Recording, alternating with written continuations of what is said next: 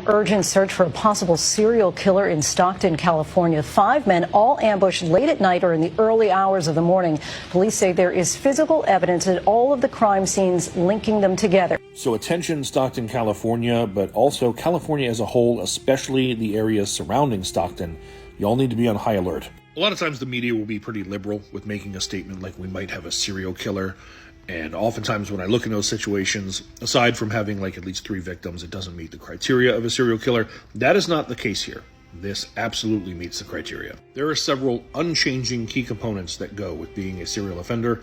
One of the major ones being an emotional cooling down period, and this guy is absolutely experiencing that. As stated, there's been at least 5 victims, and you can see by these dates that he's going through an almost regimented emotional cooling down period. That's basically where he experiences the high of what he did, relives it internally, and then as it begins to fade, he starts to crave it again and goes out once more.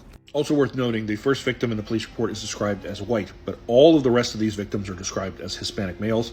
I looked up a picture of that first victim, and especially dark at night, he could have easily been perceived as being Hispanic.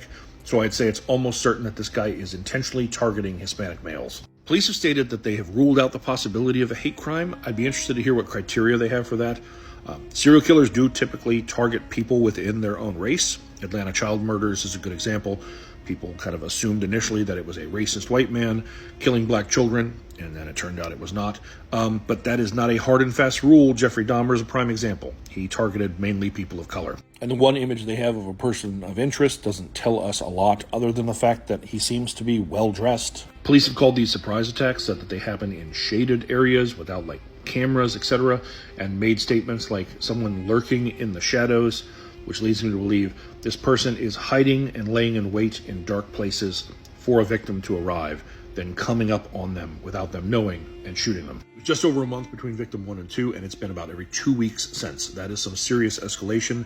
That is someone who is hooked and is not going to stop unless they are caught. So men of Stockton, be careful, and if anyone sees something that looks suspicious, just err on the side of caution and contact law enforcement.